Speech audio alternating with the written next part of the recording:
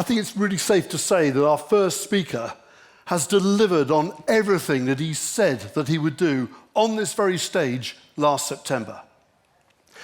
Nearly 3 years ago, when he joined On The Market, he sent an open letter to estate agents setting out his strategy of change through listening, innovating, and delivering. And he has fulfilled his promises. His town halls are still running regularly. He has refreshed the brand and marketing strategy, rebuilding the website and supporting the brand with the largest TV and radio campaign in the company's history. The business is now financially and operationally stable. And most importantly, he has executed his 4-pillar strategy, becoming more than just a portal. Through an evolution of the platform, both for estate agents and consumers, with enhanced market data, better tools, and new ways to interact with those consumers. He very quickly diagnosed the challenges that the business was facing at the time and what needed to change correctly, in my opinion. And of course, JT is the only CEO of any major portal worldwide with an estate agency background, with senior roles at Foxtons, Chestertons, LSL, which is where I first met him, and his own boutique agency. Today, he's going to share some insights, tips, and observations based on his 20 years' experience in the sector. So I'm delighted to welcome to the stage Jason Tebb, CEO of On The Market. Jason.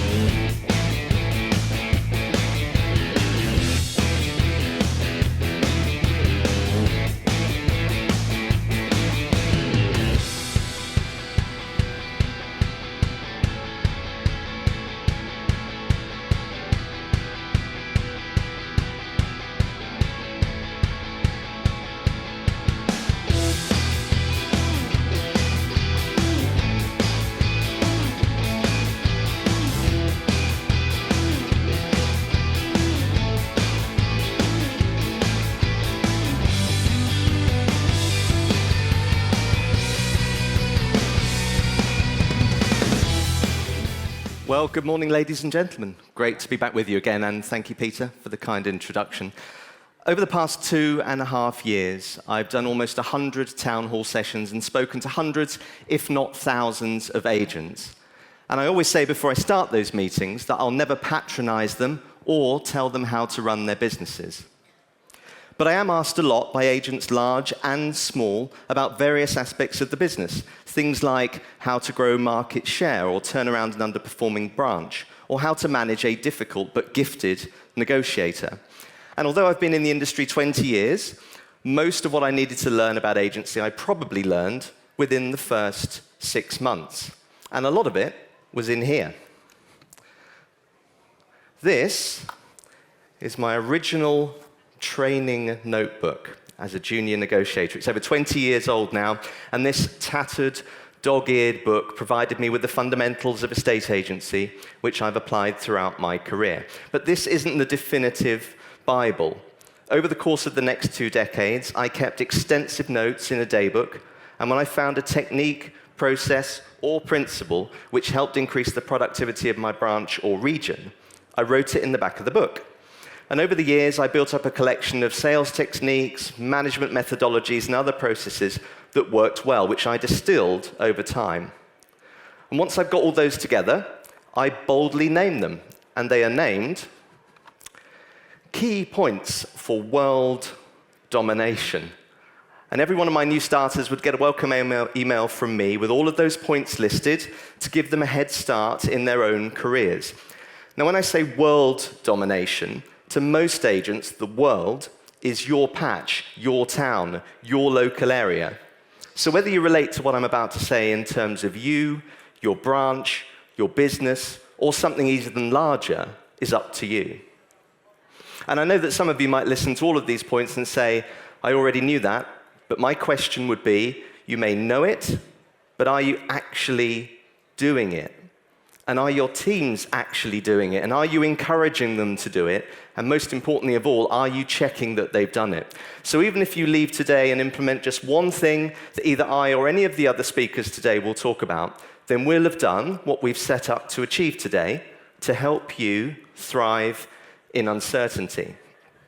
So, here in no particular order are my 15 key points for world domination. Now, these are pretty quick fire because we don't have long, so here we go. Let's go straight on to number 1. Have difficult conversations and enjoy them. The easy way is not the best way. Regardless of what business you're in, there are some people you'd rather speak to than others. And we've all experienced this as agents. Buyers that have changed their mind, a down val on a survey, a chain that's collapsed, or you've got a really frosty vendor who's not had a viewing for a while. These are the sorts of calls that most people will put off. It's human nature. You'd rather speak to someone you're going to have a positive conversation with than a negative one. But I would recommend having those difficult conversations at the start of your day. Why? Because it puts you in a better position to have better calls later. It's like being match fit. It's like the warm-up. It sets you up for the day so you can perform better. So my advice would be, learn to enjoy those tough calls and do them first. Number 2, call out is key. Do not waste your time. A call out is the period of time assigned to speaking with your applicants. One of the first things I learned was that time management is crucial, and I've used this in every business since. You've got a limited window in your average 12-hour day in between viewings, vals, deal chasing to make those outbound calls. And in the first 7 years of my career, I never left the office before 12 p.m., not once. Regardless of if someone said, I'm absolutely desperate to view this, I can only view it at 11 a.m., I never went out until lunchtime. Why?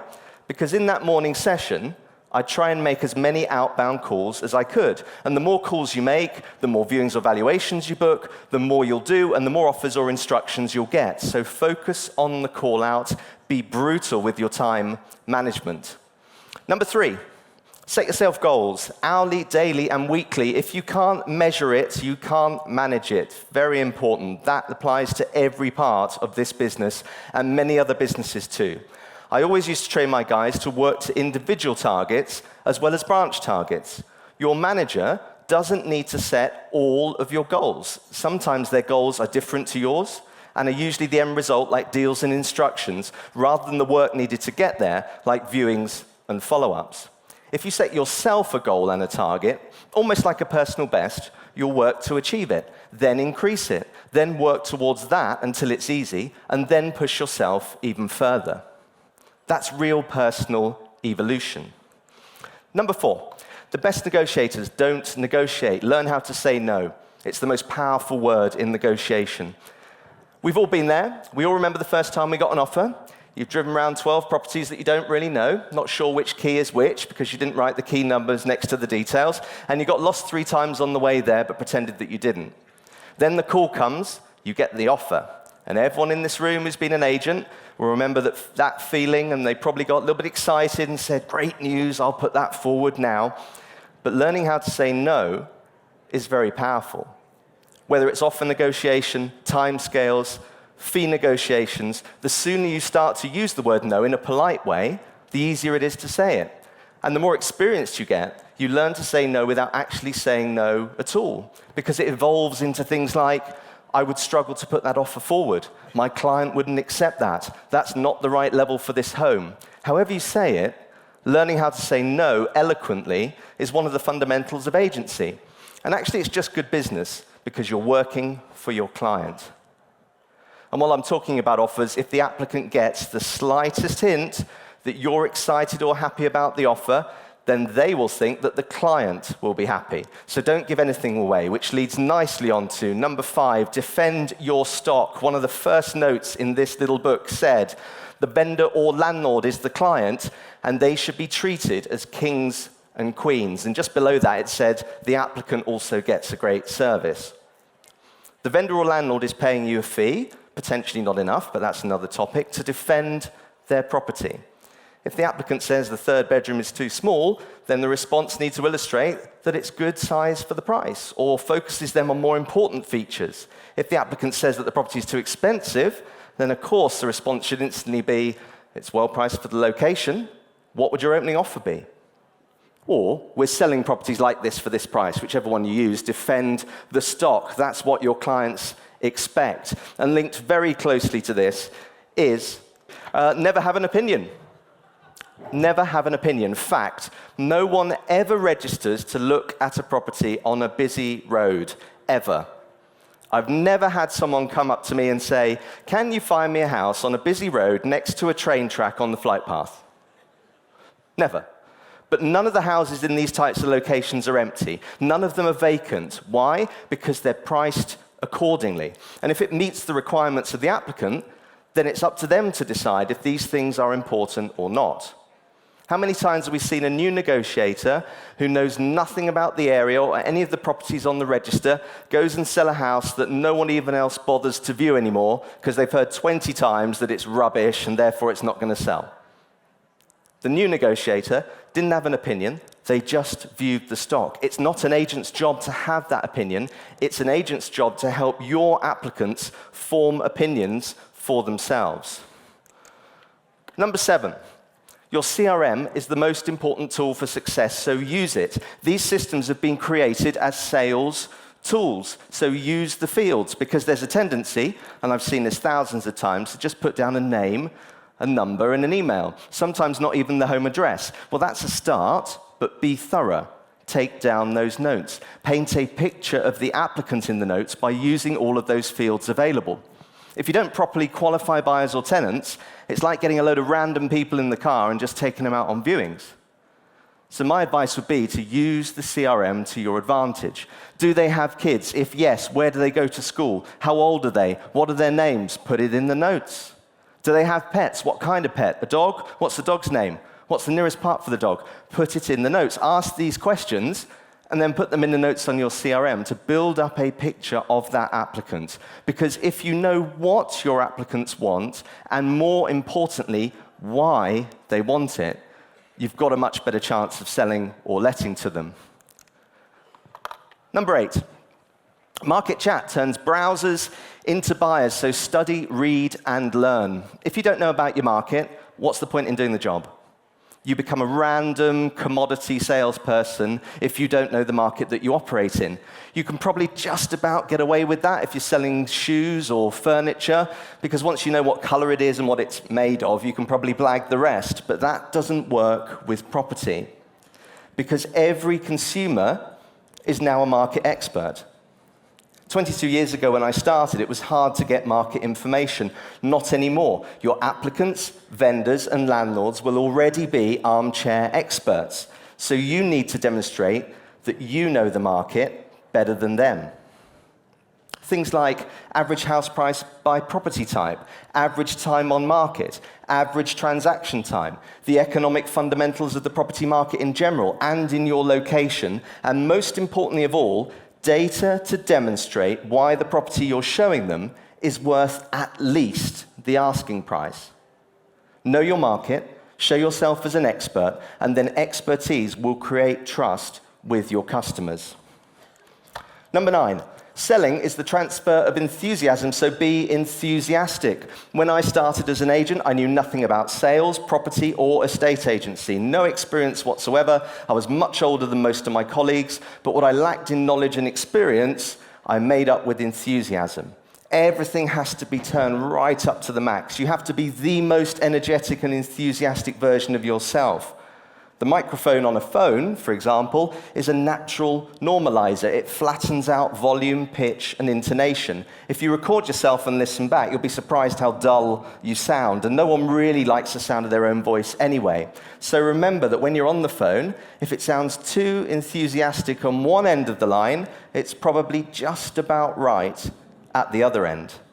Energy, enthusiasm, and a genuine aim to help your applicants will sell and let houses.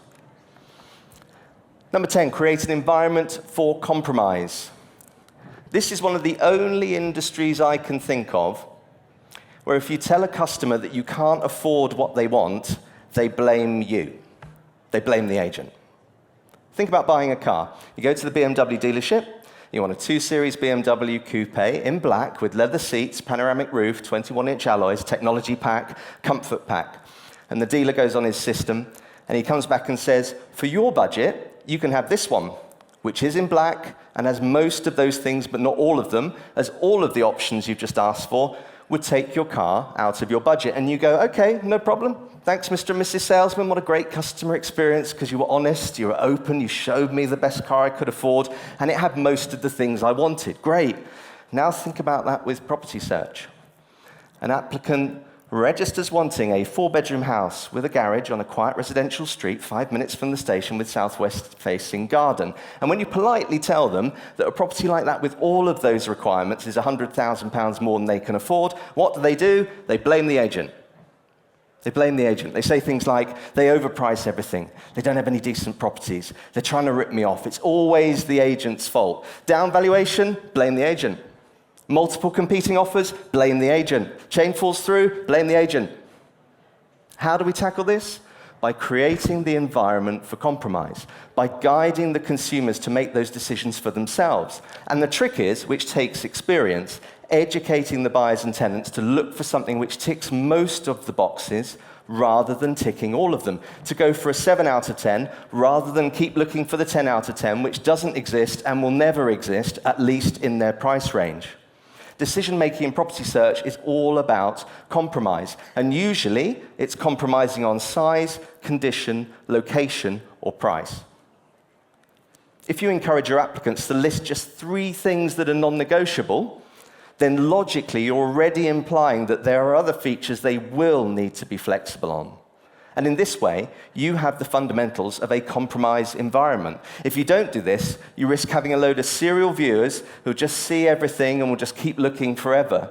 So by educating them and helping them compromise is good for your buyers, and it's definitely good for your clients, because you can't tell people to do it, as they'll blame the agent. But you can help them come to their own conclusions by themselves. That's not just sales, that's just good advice.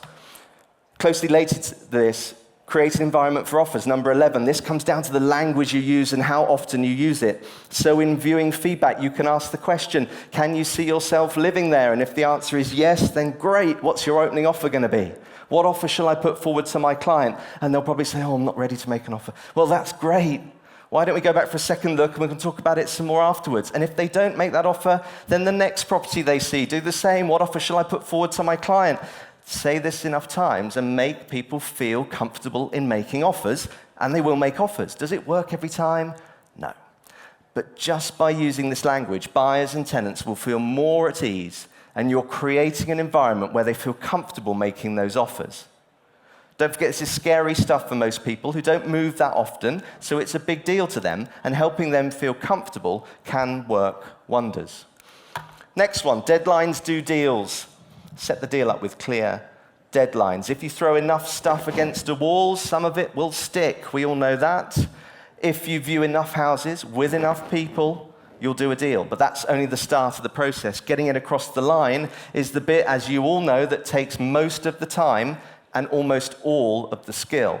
And that's why deadlines work, because if a time frame is just open-ended, then that introduces drift, and drift creates fall-throughs. And without a specific deadline that's been set from day one, you've got no reason to keep tracking the deal to ensure that it completes. And if you set up the position to be able to ring your applicant and say, you haven't given me your solicitor's details yet, or you haven't booked your survey, without the time frames, they'll consider you pushy or aggressive. Deadlines do deals. Lack of deadlines leaves way too much to chance. Number 13, treat your job as if it was your own business. As an agent, particularly in the early stages of your career, you get to manage your own pipeline of potential revenue. You get to manage how much you earn in a year. It's all within your control. How many calls you make in a day, how many viewings you book, how many vowels you book, how many move-ins, how many exchanges and completions. It is in your power to build a very good business or have no business at all. And number 14, be a professional closer. A close isn't just getting an offer or an instruction. It's getting an email address, it's getting a partner's details, it's getting a mobile number that they wouldn't give you previously. Human beings hate making decisions. Some applicants will view forever until they're told that the property they've just seen is the one that best meets their requirements. So be a professional closer. Why is that important? Because if you are a professional, you will be seen as trustworthy. The public perception of agents isn't great. It's only got worse in the last 20 years, not better. If you are courteous, polite, professional, know your market, and operate honestly and with decency, you will help to change that perception. And if you are a professional closer, you will generate more business. Last but not least, number 15, have fun.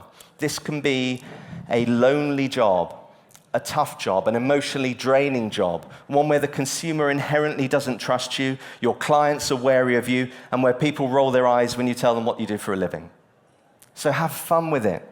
Always be learning, always try and learn new techniques, always strive for success. In my opinion, if you're having fun, not taking yourself too seriously, being resilient to both success and failure, and forming strong friendships along the way, then the job will continue to be enjoyable, and those friendships will last a lifetime. You will spend a third of your life at work, 1/3 of your life at work. So make it fun and enjoy it. So there they are. My 15 points for world domination. Some are very agency specific, but some applicable to many other business environments too. We could probably spend an hour on each point on its own, but hopefully that gives you a flavor of what worked, at least for me, and I hope that it will help you too. And just to close in the final few seconds, as you can appreciate, I can't say very much at all about On The Market at the moment, as we're currently in the process of a live transaction. What I can say, however, is this.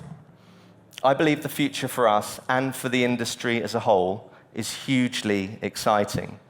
We've always believed as a business that we need to challenge the status quo and to fight for your interests as the agent's portal, committed to fair and sustainable prices. And I've never been more optimistic about our future and our potential to change the portal landscape forever. Thank you very much.